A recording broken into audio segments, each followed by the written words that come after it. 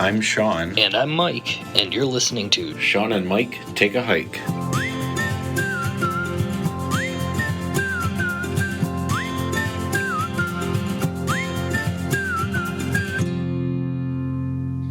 Welcome to another episode of Shawn and Mike Take a Hike. What do you want to talk about today, Shawn?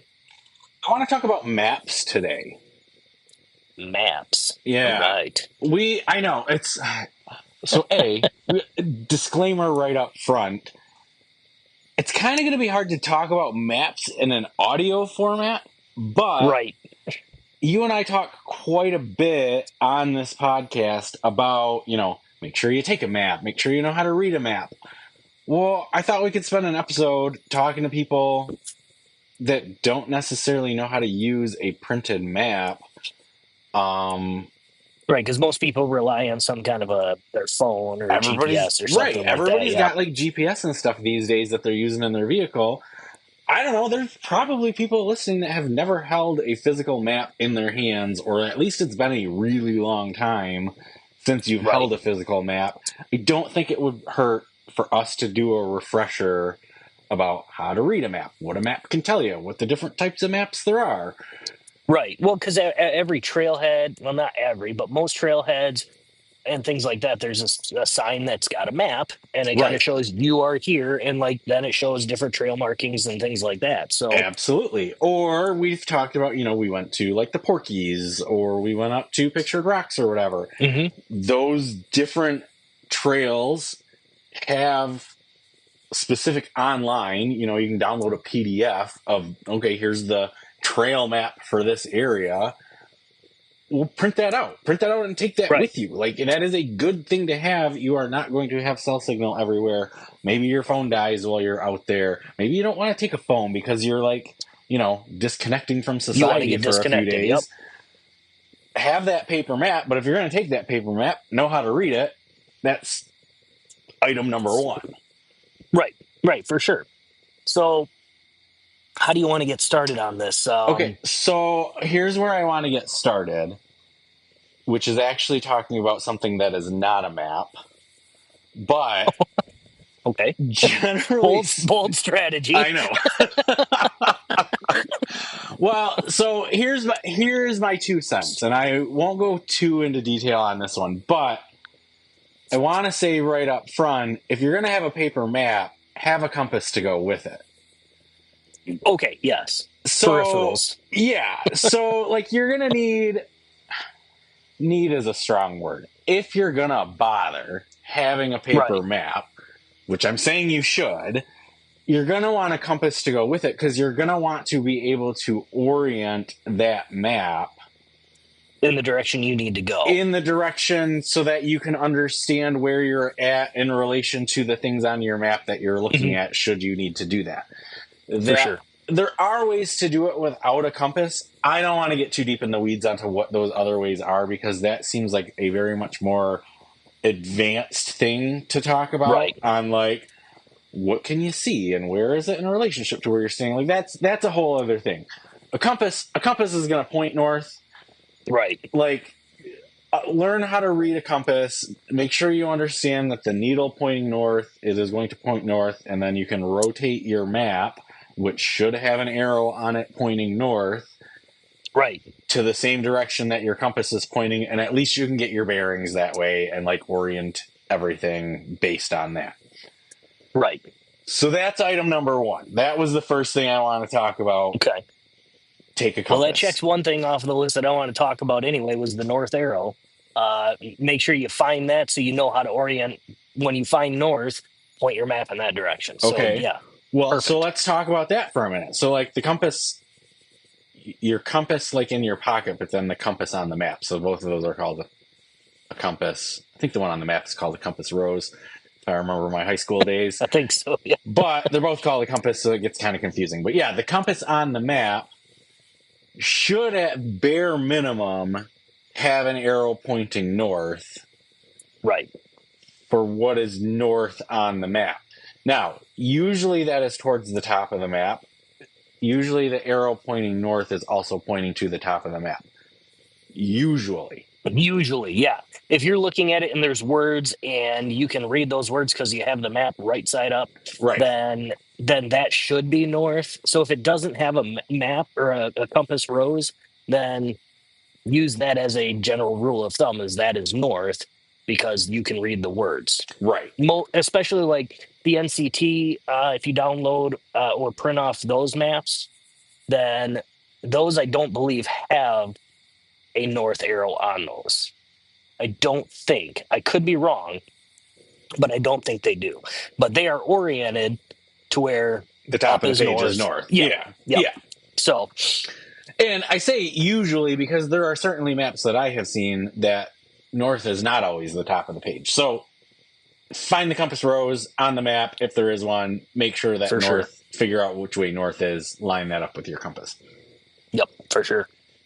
Then after that, usually a map will also have a legend. So let's talk about the legend for a minute Okay. and the types of things that the legend will tell you. Okay. And this is kind of going to depend on the type of map that you have. So there are different types of maps too, which we'll get into in a second. Right. But Okay. generally speaking, in like the legend area, you're going to have like if there are different types of lines on your map, which typically there are. So like there might be one type of line, maybe it's a thick line that marks paved roads. Right. Yep. And maybe a thin black line is dirt roads. And maybe a thick dotted line is ATV trails. Right. And maybe like a dotted line that's just like little circles, right? Instead of dashes, it's little circles. Maybe that means hiking trail. So like your legend should tell you what kind of path or road or trail. Yeah, like this is what this map uses to delineate these different things. It might even go so far as to tell you like a squiggly blue line means river. Right. A Okay. Shaded in green area means national forest. Okay. So like it's going to tell you a bunch of things that are pertinent to the specific map that you're reading. Right. And if you're hiking a 11 mile route and you've got it zoomed in to that route per se, there could be other things on that legend when you zoom in, such as bathhouses, Sure. camping spots, water spigots, or trailheads, things like that. So you just have to pay attention to what each symbol indicates so you know what you're getting into. Right. Like, especially, so one of the things that we talk about that you're especially going to want to know on the map, particularly if you are trying to backcountry camp, and if there are rules that say where you're camping, you've got to be more than a mile from the closest campground.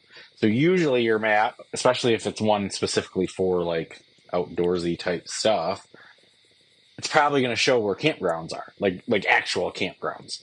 So then you'll know, like, okay, well, if I'm trying to be out in the backcountry and I know I got to be more than a mile from that, then don't plan on setting up around this icon of a little tent or whatever the icon is for the campground. Right. Yep, for sure.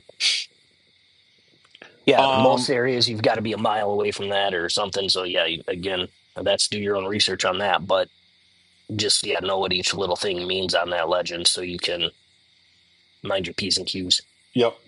Some other things that you might see on there is like, I mean, I mentioned like the shaded color showing, maybe a state forest or whatever, but like usually there's going to be like a boundary line too. Like if you're at the edge of a state forest or a national forest and you're crossing back into maybe like private land or whatever, not only is the shading probably going to be different, but there's probably going to be some sort of delineating line drawn on the map too. So those are other things that you can look at to kind of figure out the people that made this map. What were their intention? What are they trying to tell you? Usually they're not trying to keep anything a secret, right? So they're going to tell you, like if it's something they used on the map, the legend's going to tell you like, this is what this means. Right. Yeah. They're trying to communicate with you. So So, so we did the compass rose, we did the legend. The other good thing or important thing to kind of find on the map when you start using it is there's going to be a little thing that shows you like distance. So like, right. is The it like scale. Yep. 1 inch equals 1 mile, or is it like 6 inches equal a mile, or it's gonna have like a little scale somewhere that shows you, okay, this long of a line equals this far. Right. Yep. Which can be tricky when you're talking with hiking trails because usually you go 20 feet and then it curves. And so like it's hard to get a true inch or Oh mile, yeah, but yeah. but you get a general idea. Rarely are you going in an absolute straight line. Right. Usually, if you're going in a straight line, you're probably walking down a road. Right. Yeah. And you probably know where you're at if you're on a road. Right. Or relatively where you're at least. Those Right. are usually the sections of the trail that Mike and I try to avoid, because it's like, we're just going out for like a day hike. I don't necessarily just want to hike down the road for a day. Right. Right. At 9 miles just on the road would be Right. great. I mean, it I mean, you're counts. still out. It You're still totally out. Yeah. counts. But yeah, that's usually the stuff that Mike and I try to avoid. So, like, those are the things that I wanted to specifically point out that, like, a map will, or like the important information pieces. Well, one thing that I've got a couple of other things too is that there could be grid lines with your map that help with the distance. So if you have a legend, well, you're going to have a scale that tells you what is the distance, and usually that scale will be the equal distance to those grid lines. So then you've got more of an idea. Like, and they could be labeled. Like you'll have the rows up top will be A, B, C, D, E, and then the sides will be 1, 2, 3, 4, 5, and then basically a spreadsheet. We know how much I love those. Mm-hmm. Um, but then you can say, okay, we're at D5, and we're gonna go north about half a mile. Then we're gonna take a left. You just kind of you get a bearing of how far you're gonna be walking before you should be meeting these changes in your elevation or changes in your direction or things like that. So those grid lines can come in handy if you happen to have them. You won't always. Not every map has those, but they come in handy if they do. Okay. Yep, that's a good one to And, point out.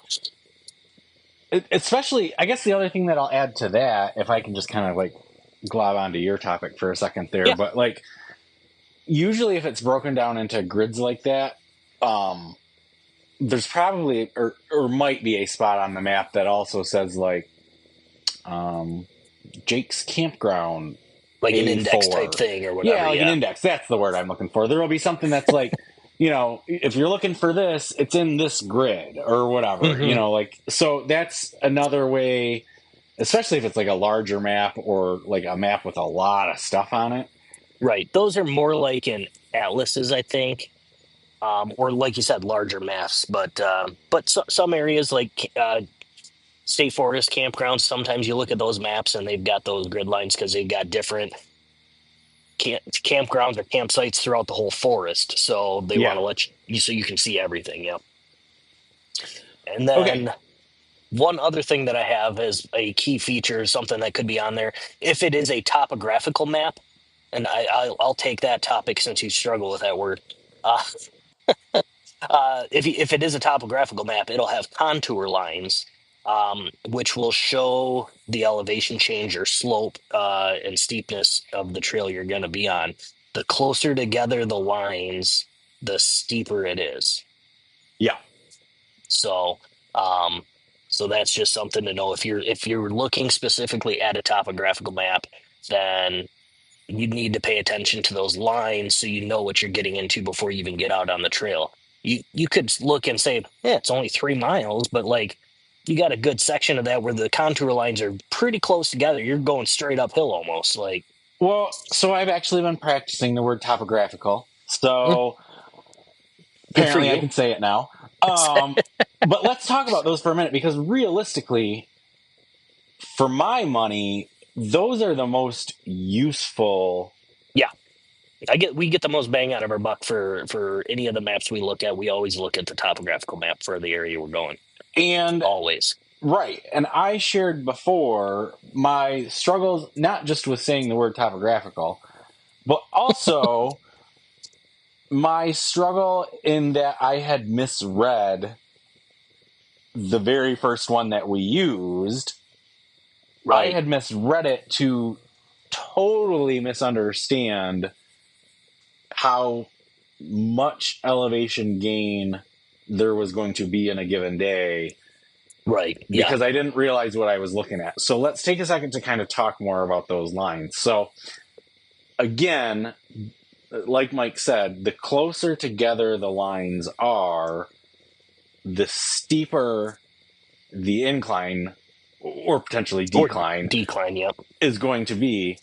But it should somewhere tell you, like, what If they're the an inch distance apart. or what the elevation change between those lines is. So, like, it will Yeah. have a line every 25 feet or every 50 feet, or the one I happened to read wrong was in meters, which led me to, that's what led me to read it wrong, as I didn't realize it was in meters, which turns out are quite different from feet.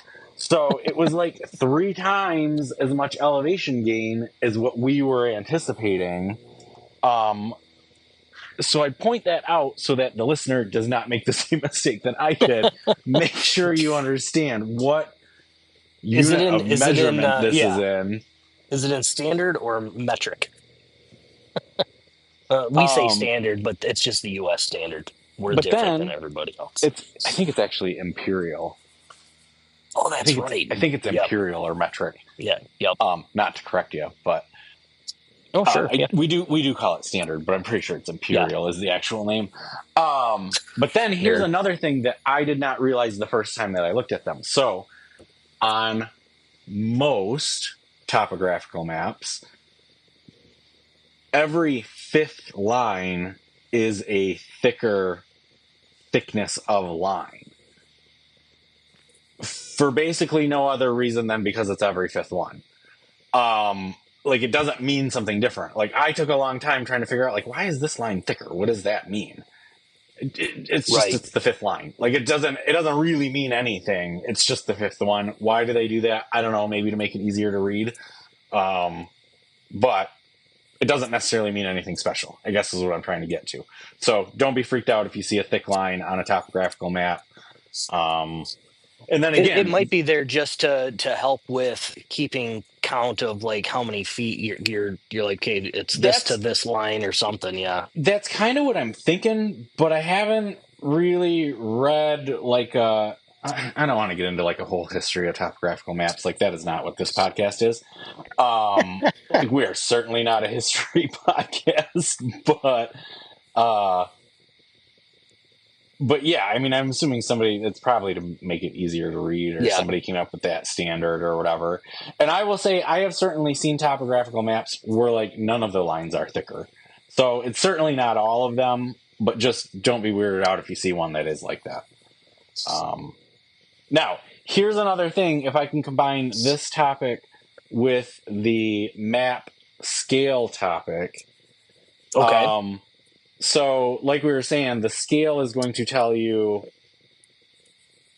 distance in a straight line. So I know it's not exactly accurate, but that scale is not going to tell you anything about elevation gain. So you're going to have to kind of figure out both. And when I say that, in like in the planning and figuring out how far you can go in a day, more hill lines is going to take longer than less hill lines, right? Right. Yeah. If you've got an inch worth of distance and that, let's say, is 1 mile, but you've got 3 of those topographical lines in there, right in that one little inch, that could be a pretty significant amount of elevation in that 1 mile. Right. So So the general rule of thumb is figure out, so it's going to be obviously everybody's pace is different, but generally speaking, they say figure a half hour for every mile that you're going to walk. And then to that, add 30 minutes for every 1,000 feet of uphill that you gain. Now, keep in mind that doesn't mean necessarily like you're going from sea level to 1,000 feet. Like you might Right. go Yeah. up 100 feet and then come down 50 feet and then go up another 100 feet and then come down 100 feet. But like your total of uphill elevation gain Right. for every 1,000 of those roughly add a half hour. Right. Does that Yes. make sense how Yeah. I'm saying Yeah. that? Yeah. We kind of explained that on I forget what other episode that was. I That know, I like forget going what episode uphill that was too, that we kind of definitely roughly takes talked long. about Yeah. that. So, but yeah, like it. Yeah, you definitely takes longer to go uphill, and I get. I mean, listen, it might. It's probably in our planning episode. I bet you it is. Probably. So, when it comes down to your planning, that's where you really need to bear down and pay attention to all of that stuff. The last thing you want to do is expect to be going 9 miles, and then turns out six of them are straight uphill, Right. and you're done at three. Like, so just be mindful of your distance and your contour lines. Right. Yes. Yeah. Um so I guess what else do we want to talk about? I mean, that's all I have as far as key features, as far as like things you're gonna see on the map. Um, I have a few tips and tricks we've kind of already discussed, like practice identifying your terrain and your features and things like that. We kind of hit that one home. Um, the one thing that if you're printing a map that doesn't have your route highlighted on it already, like we use Oh, apps yeah. that highlight, yeah, trace your actual route and maybe photocopy that and give that to a loved one so they know about where you're supposed to be. Circle like this is campsite number 1 for night 1, this is campsite 2 for night 2, like things of that nature, just so they know your whereabouts when you're supposed to be there. So if they don't hear from you for a while, they can tell people where to look if search and rescue needs to be called. Um, so definitely trace your route and make sure you hit like the key things you need to look for, where you need to turn or things Mm-hmm. like that. Um, and then laminate it, fold it and put it in a baggie, something in case it rains, it won't get damaged. So you still have Not your map. not everybody is like Mike. Mike has a laminator at his house that he likes to laminate with things. If you are not a huge nerd like Mike I and got it as don't a gift. have you got it as a I, I gift because I you didn't even asked for I didn't ask for it. I just got it because people know me. it. Because people know you. Exactly. Nerd. But yeah, like you don't need to laminate it. I Don't hate go out you. and buy a laminator just for your maps. You can put it in a Ziploc bag. It'll be fine. Put it in a Ziploc bag. Put it in a Ziploc bag, fold it in half or whatever with the printed parts facing out. Put it in a Ziploc bag. It'll be Yeah. waterproof enough, especially if you're going just for like a day or two. Now, if you're trying to use one map for the entire Appalachian Trail, start to finish, something like that, um, then laminate it. Or realistically, if you're a person trying to do that, they make specific maps for that are on like Yeah. indestructible waterproof paper. You can get them wherever you get maps, I suppose. I mean, I know they're Yeah. available on Amazon. I don't love promoting Amazon just like everybody else does it. Right. But Do your best if you're doing a bigger trail like the Appalachian Trail or the North Country Trail and you are printing or taking a printed map, if you can and have the means, purchase the downloadable map on their website, yeah, because that money goes towards helping maintain those trails. yeah. So Now, if you don't have the means to do that, print it, trace it, whatever you got to do. I mean, definitely don't stop that from getting out there or stop you from getting out there. So, yes, 100%. Totally agree with that. And yes, if you have the ability to purchase it directly from whatever organization's trails you're Yeah. trying to get on, I 100% agree that that would be the best way to do it. The other thing that I want to say, just to reiterate, we had a whole episode about, hiking after dark and that sort of stuff. Obviously, a printed map is not going to light up like a cell phone or GPS or whatever screen. So Right. I stand by, try not to hike after dark, but take something with you that will let you read a map after dark, Right. For sure. if that's even Headlamp, remotely a flashlight. Yep. possibility that you're going to need to read a map after dark. Yeah. So, plan for that. Whether it's a flashlight, whether it's a lighter, whether it's a pack of matches, Mhm. something. If you take a pack of matches, keep it away from the map so you don't set the map on fire. There you go. Good tip. Now, having said all of that, too, I don't think it would hurt to talk about some of the pitfalls of printed maps. Well, you just hit one. Is that they're hard to read in low light? I mean, that's Right. definitely a pitfall. That's Hard to read in low light. Can be affected by the weather. If you Yep. don't have something to protect your paper printed map, Yep.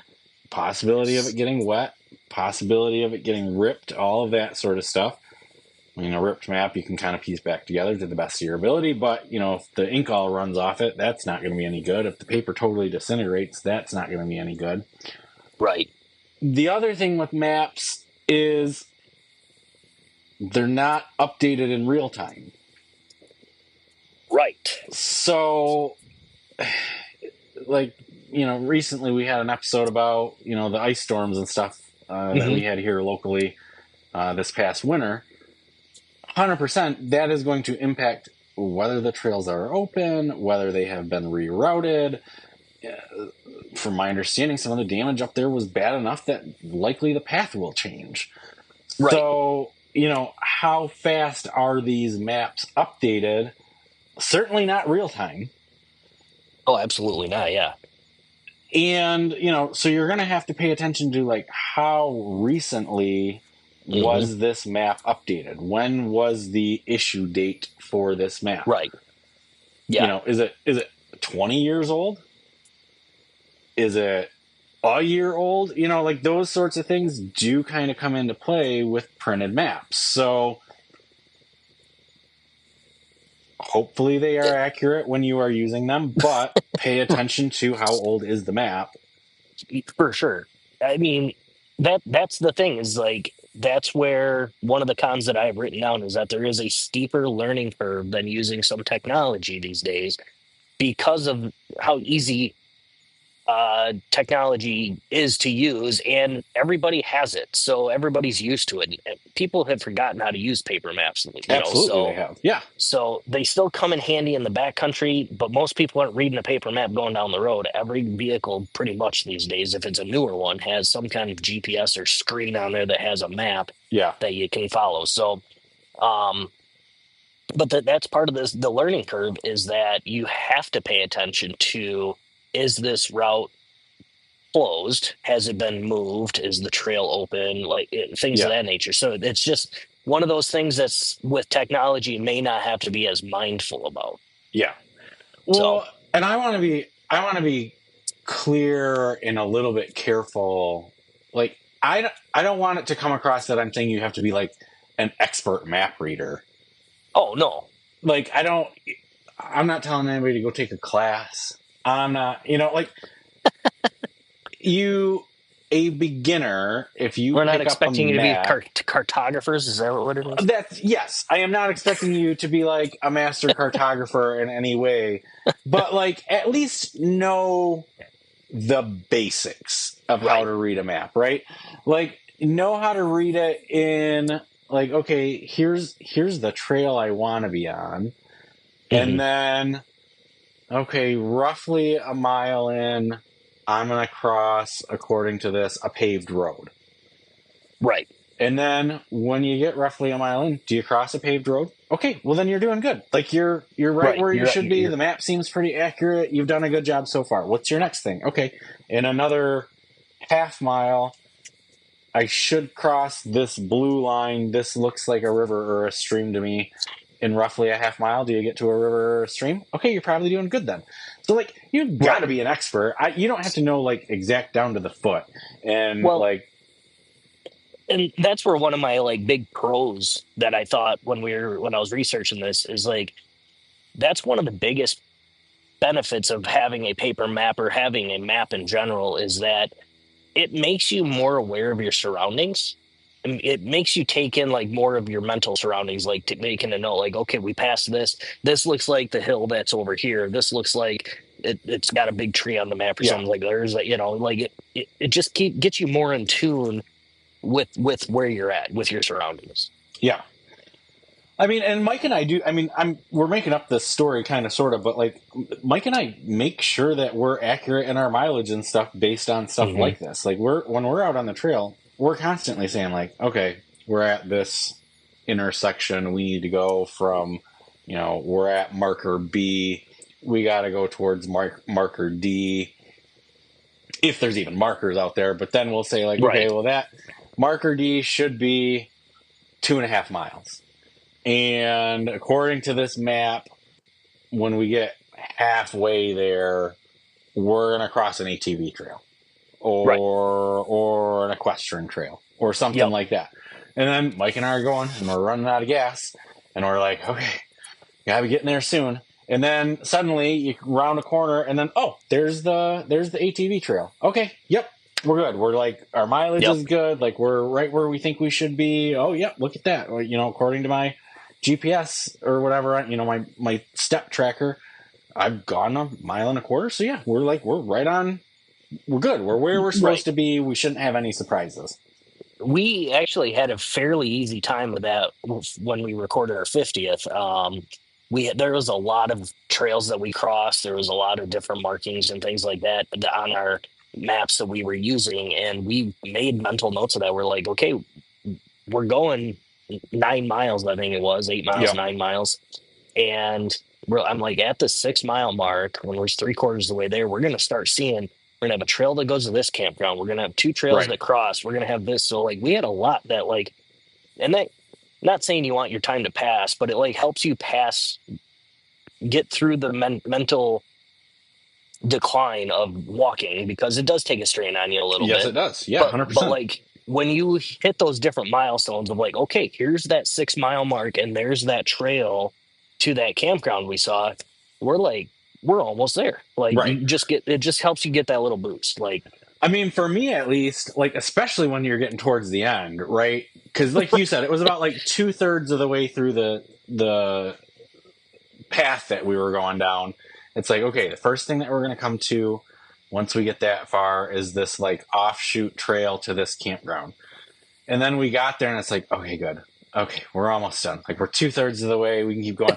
And then from there, it was like boom, boom, boom. Like so, and in another half mile, we're going to go across an ATV trail. And then in another half mile, we're going to go across another ATV trail. And then in another half mile, we're going to go across an actual road.